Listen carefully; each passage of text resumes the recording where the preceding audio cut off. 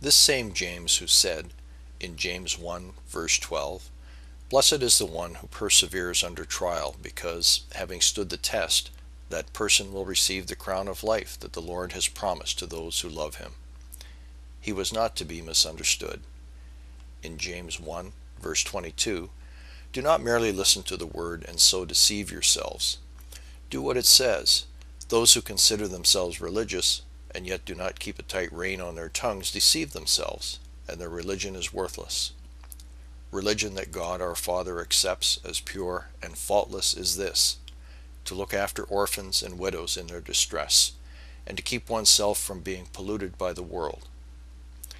In James 2 verse 8, "If you really keep the royal law found in Scripture, love your neighbor as yourself, you are doing right."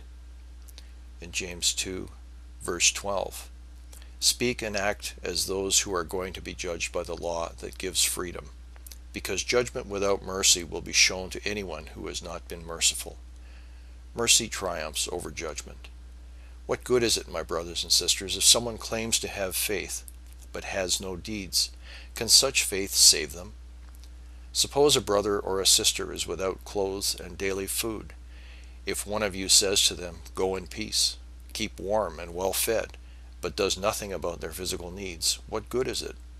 In the same way, faith by itself, if it is not accompanied by action, is dead.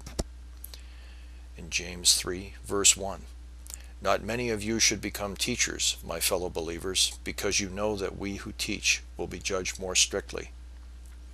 In James 4 verse 17, "If anyone then knows the good they ought to do and doesn't do it, it is sin for them."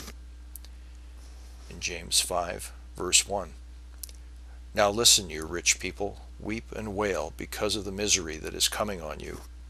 Your wealth has rotted, and moths have eaten your clothes. Your gold and silver are corroded. Their corrosion will testify against you and eat your flesh like fire. You have hoarded wealth in the last days."